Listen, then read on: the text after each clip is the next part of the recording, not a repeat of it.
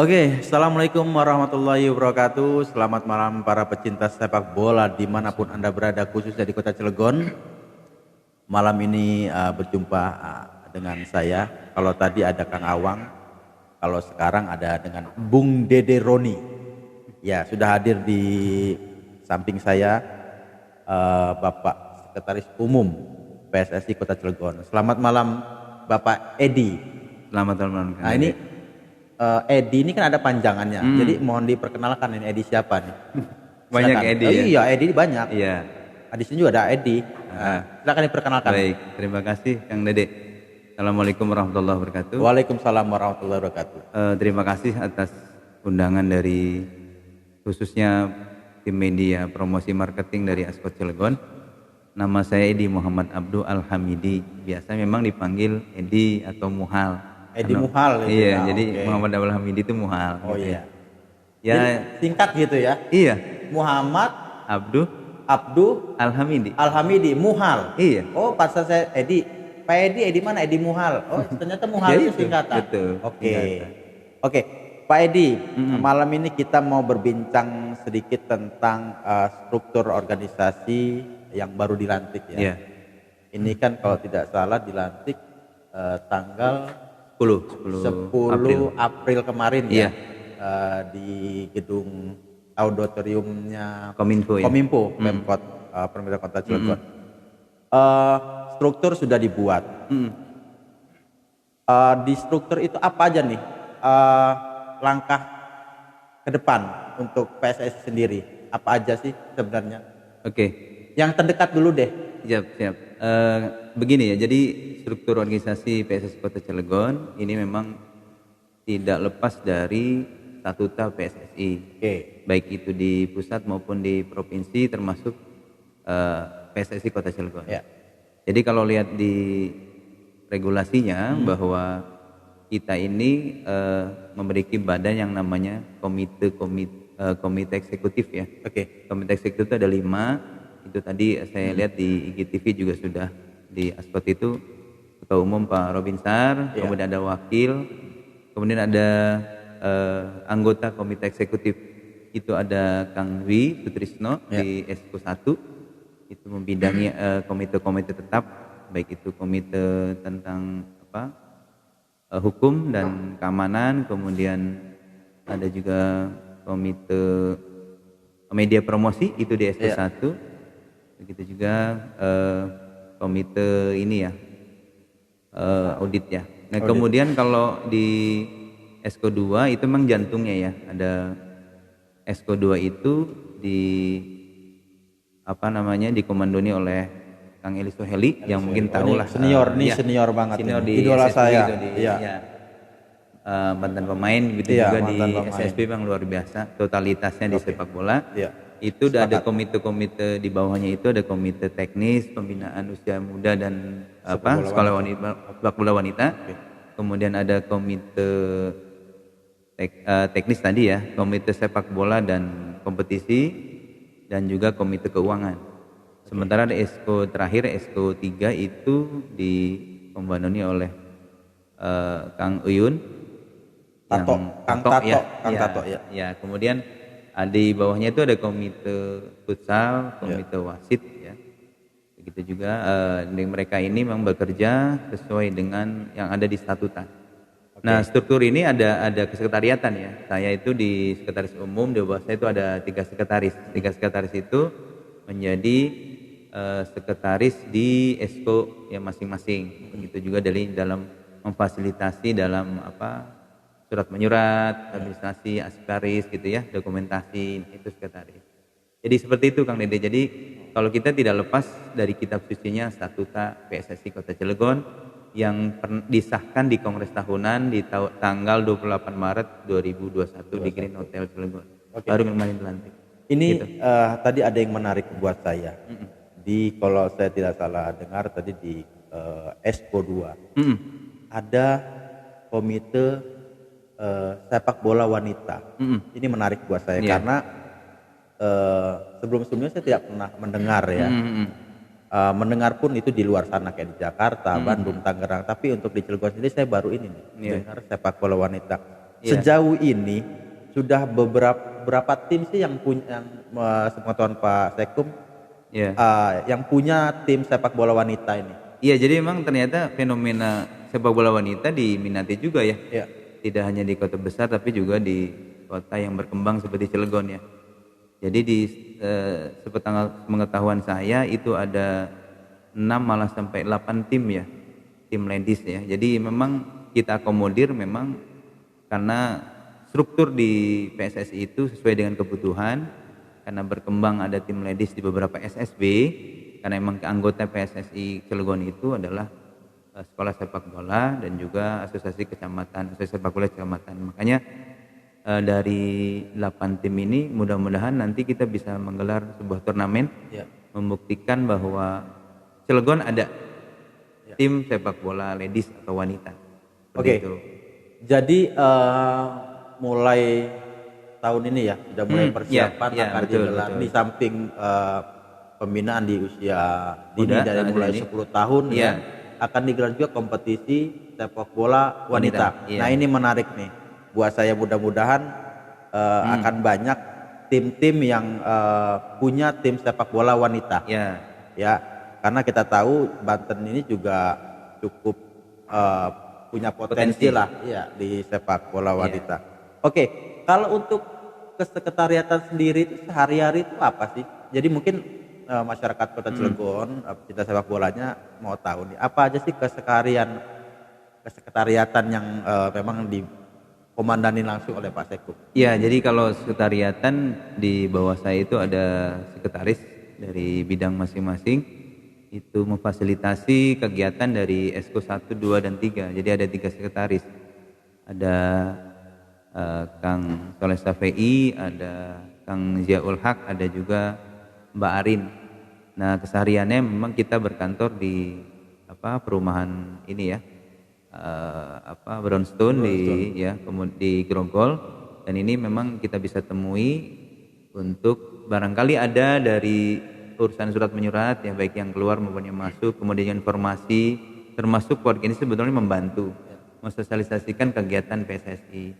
Yang terdekat memang program kita itu, Kang Dede, ternyata kita harus menyiapkan tim Popda, bukan olahraga pelajar. Dalam waktu dekat ini, di tahun ini ya? Setelah pasca Lebaran mungkin ya. Pasca Lebaran. Kita sudah programkan di U20, ternyata untuk Porprov ya, persiapan Porprov Banten, ternyata kemarin ada berita dari Asprov bahwa kita harus menyiapkan tim.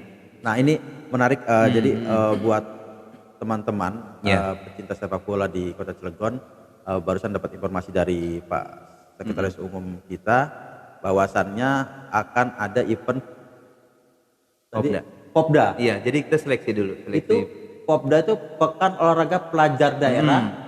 Jadi usia-usia pelajar sekolah, ya. pelajar. Oke, jadi buat teman-teman, khususnya pelajar yang mempunyai memang bakat dan minat sepak bola, ini tinggal ditunggu nih, nanti ada seleksi ya Pak? Iya. Mungkin ada seleksi ya.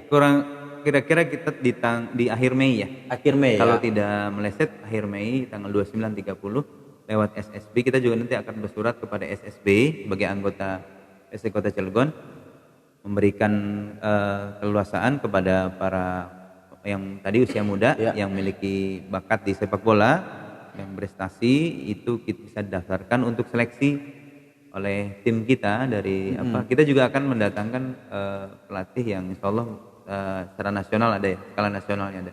Oke. Dibantu oleh jadi mungkin ada pertanyaan juga dari rekan-rekan di rumah. Ini kan seleksi ini apakah terbuka, artinya di luar yang bernaung di SSB itu apakah boleh juga ikut atau hanya memang yang bernaung di SSB? Ya, karena kita anggotanya SSB, jadi kalaupun personal mereka harus rekomendasi dari SSB-nya. Oke. Begitu juga domisili ya, kalau ternyata misalnya sekolahnya di Cilegon ya kan, karena belum punya KTP biasanya ya.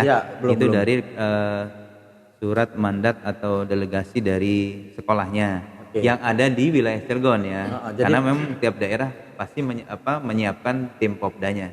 Oke, jadi memang ini program disusun oleh PSSI Kota Cilegon memang untuk khusus untuk para pesepak pesepak bola muda Kota Iya, Cilegon iya ya. betul. Oke. Itu sebagai informasi tadi disebutkan itu akhir Mei ya. Akhir Mei insyaallah. Akhir Mei, jadi jangan lupa teman-teman pantengin terus Instagramnya PSSI Kota Cilegon. Semua informasi ada di situ ya Pak. Iya. Ada informasi Jadi di situ. insyaallah kita lewat publikasi baik itu memang di baik poster maupun pamflet, begitu juga di media sosial, termasuk nanti sudah ada podcast di PSSI Kota Cilegon. Insyaallah selalu kita update informasi-informasi kaitan dengan kegiatan kita, khususnya pembinaan di usia muda. Jadi mereka pantang terus tadi, betul, stay tune terus di IG TV-nya di PSSI Cilegon, termasuk juga di Facebook. Ya. Oke, kita mau bacain pertanyaan ini dari yang sudah masuk ya. Ini lumayan banyak nih, alhamdulillah. Jadi yang pertama ini dari Wenger 791. Kapan ada kompetisi lagi untuk usia dini? Nah, ini ada beberapa pertanyaan tapi Pak Saikum bisa jawab dulu. Siap. Kapan ada kompetisi untuk usia dini? Silakan. Siap.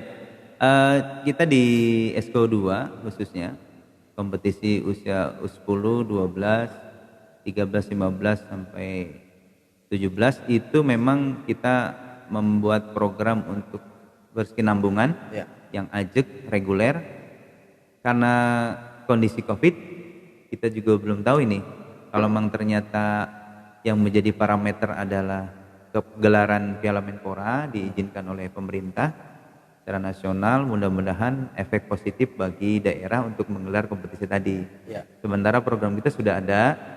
Nanti itu juga khususnya di usia 10, 12 itu, karena itu bicara tentang pembinaan di usia muda. Dan ini alhamdulillah kalau sudah ada yang menanyakan berarti kelihatan semarak di kita ya untuk motivasi inspirasi kita gitu ya, untuk membuat sebuah kompetisi. Insyaallah kita sudah programkan, tinggal nanti terutama dari perizinan dari Satgas Covid di Kota Cilegon. Begitu juga kompetisi-kompetisi yang lain. Karena kita memang sudah menyiapkan tadi U20 untuk persiapan di Porprov ya. Iya. Oke, jadi buat rekan-rekan dimanapun Anda berada, jadi sudah jelaskan dari Pak Saikum terkait kompetisi dari PSSI sendiri sudah menyiapkan beberapa konsep lah ya, kompetisi dari mulai usia dini sampai persiapan untuk U20 atau U21 ya. Tapi memang sekali lagi perlu kita jelaskan di sini, segala sesuatu itu berhubungan dengan karena sekarang pandemi ya, kita menunggu rekomendasi dari tim gugus tugas Covid Kota Cilegon, begitu ya Pak Saikum. Oke, terima kasih Pak Saikum. Ada lagi pertanyaannya. Nah ini yang menarik nih Pak Saikum. SSB yang belum masuk ke anggotaan PSSI bisa ikut enggak? Ikut seleksi maksudnya. Ya, jadi gini. Sementara memang di kita ini sudah terdaftar 38, nggak ada 2 yang belum kita buat SK-nya, masih kita nanti verifikasi ya. Insyaallah kalau untuk untuk yang belum masuk silakan daftar saja. Kita terbuka di sekretariat kita untuk menjadi anggota. Kita akan terbitkan SK keanggotaan. Jadi SK keanggotaan itu menjadi resmi bagian dari PSSI Kota Cilegon. Gitu. Mungkin di sini bisa dijelaskan Pak Saikum ke teman-teman apa aja sih syarat-syarat agar terdaftar di keanggotaan PSSI Kota Cilegon? Yang untuk SSB itu pasti itu harus ada ADRT ya, ADRT dari SSB-nya. Begitu juga profil dari SSB-nya. Kemudian kalau memang dimungkinkan itu tempuhlah jalur mendaftarkan ke akte notaris. Karena legalitas formal itu penting, terdaftar di Dekumham itu penting supaya tidak ada dualisme, tidak ada gugatan pemain mana, karena memang produksi pemain kan SSB ya. Kalau sampai dia terkenal kemudian ada gugatan, itu yang sebenarnya menjaga seperti itu ya, legalitas ada di akte notaris. Kemudian selanjutnya kita akan surat permohonan ya. Baru kita kemudian verifikasi dokumen ya, kelengkapan dokumen termasuk verifikasi kita langsung on the road ke lapangan.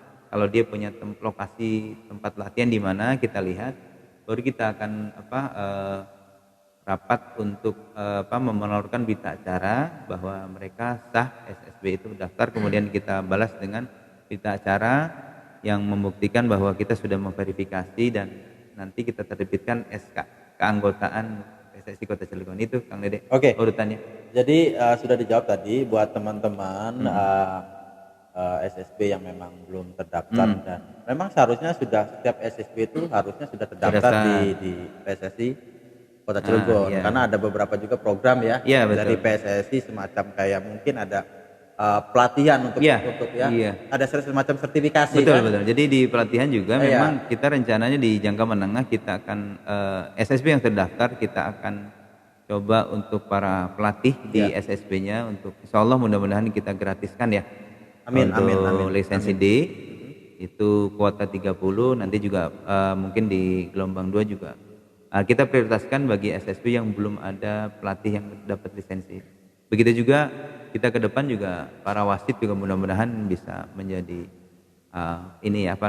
bagian dari kita karena memang komitenya ada khusus wasit, karena wasit juga menentukan dalam pertandingan sepak bola, dalam konteks sepak bola dan wasit. Jadi memang 4 pilar yang diberikan digagas oleh Ketua Umum Robinsal, salah satunya peningkatan kapasitas sumber daya manusia, baik itu pengurus PSSI maupun SSB dan ASCAM itu akan kita latih pertamanya untuk leadership training. Baru kemudian ada lisensi dari baik pelatih maupun lisensi wasit, kemudian juga tadi kompetisi yang berjenjang kemudian reguler, dan insya Allah kita muaranya adalah prestasi di PSSI Kota Cilegon semakin berkembang dan meningkat, dan mudah-mudahan di April di ulang tahun Cilegon ya, mudah-mudahan Pak Ketua Umum bisa launching karena banyak menanyakan Persik. Iya, ini menarik nih buat saya pribadi, banyak yang menunggu kebangkitan dari klub kebanggaan kita semua, kebanggaan masyarakat Kota Cilegon. Semua mungkin berharap Persik jika ada memang kompetisi Liga 3 digelar ini bisa bangkit dan berprestasi dan tidak menutup kemungkinan kita bisa lolos ke Liga 2. Insyaallah, amin. Nah, itu seperti apa itu? Mungkin bisa dijelaskan sedikit lah. Ya, jadi memang kalau bocoran tentang Persik kita akan coba membuat kepengurusan di Persik.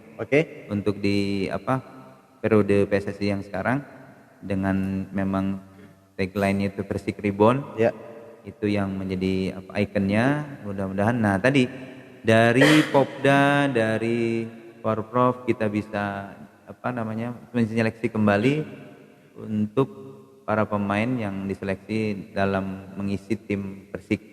Mudah-mudahan ini kehilangan PU yang kemudian diakuisisi, mudah-mudahan Persik menjadi kebanggaan Kota Cilegon. Iya, harusnya sudah menjadi kebanggaan. Dari dulu memang sudah menjadi kebanggaan. Makanya mungkin banyak juga dari pecinta sepak bola semua sangat berharap kepada kepengurusan yang baru ini Persik bisa bangkit dan berprestasi. Tentunya kami berharap semua, mungkin saya juga mewakili mewakili sebagai supporter dari Persik Cilegon.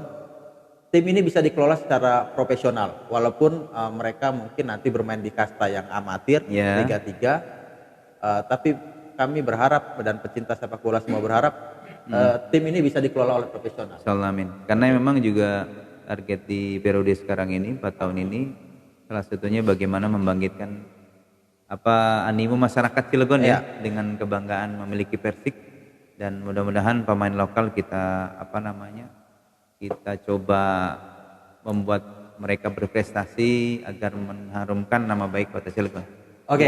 Itu tadi sudah banyak yang dipaparkan oleh Bapak Sekretaris Umum Bapak Edi Munhal. Saya enaknya kelibet kalau saya harus Edi Abdul.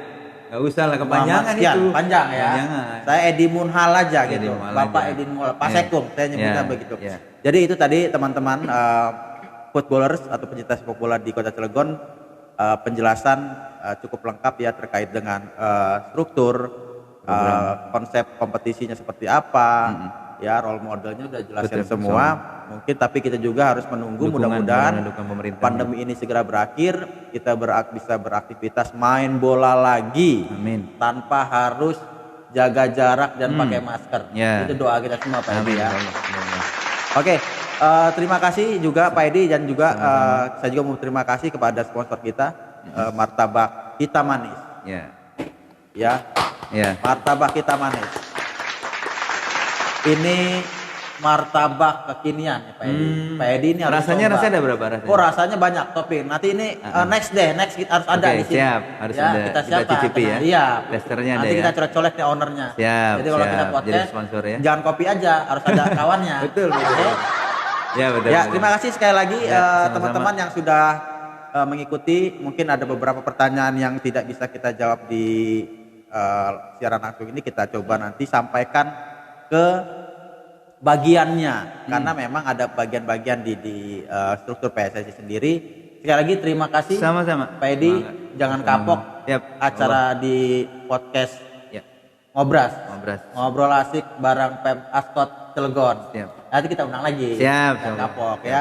Oke, itu aja. Kalau ada pertanyaan mungkin boleh Instagram di DM, nanti kita sampaikan yang kita tidak bisa jawab di siaran langsung ini ya. Kita berdua nih mohon pamit. Saya Bung Dede mohon pamit beserta Pak Edi Sekum. Mohon maaf kalau ada salah-salah kata. Assalamualaikum warahmatullahi wabarakatuh. Salam olahraga.